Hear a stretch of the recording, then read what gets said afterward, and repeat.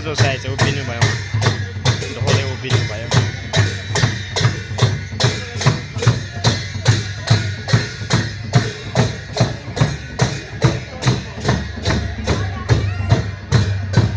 खानेकुराहरू पनि खाइसकेको कताको खान्छ माछा खालो खोइ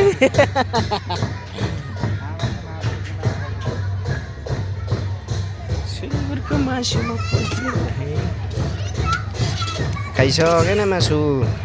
मान्छेहरूले फेरि खाजा खाएर जान्छ केक लट यसैलाई नाचेपछि गलेर कता आएको त्यो अघिको त्यहाँभित्र मुनि पसेको रहेछ है केटो मातो के हो